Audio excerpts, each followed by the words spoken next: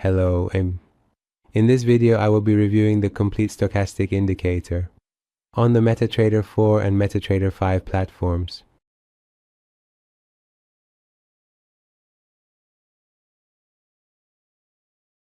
This indicator is an improved version of the stochastic indicator.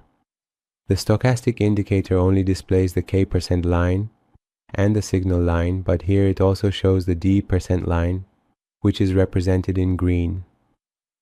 The blue line is the K% line itself, and the red line is the K% slowing line.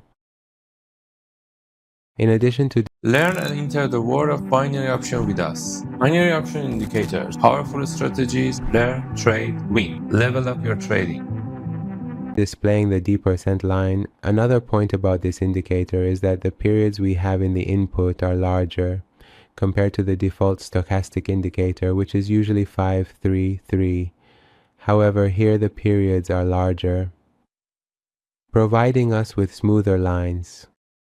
We can use this indicator in such a way that when a cross occurs in the overbought area, between the D% line and the slowing line, we enter a sell trade, and in the opposite cross, we exit the trade. Similarly, the opposite occurs for a buy trade, meaning when we are in the oversold area, and the D% line crosses the slowing K% line, we can enter a buy position and exit here. Let's review the settings of this indicator together. The first option in the settings is the K% period. The next option is the slowing K% period, and the next is the D% period. We can specify these three lines here, whether to display them or not. If true, it will display them, and if false, it will not. The first is for the K% line, the second is for the slowing K% line, and the third is for the D% line.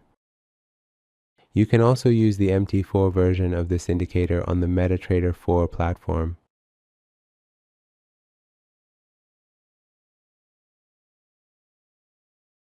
In the end, if you have any comments, criticisms, or suggestions, you can share them with us through the comments section to help improve the indicators.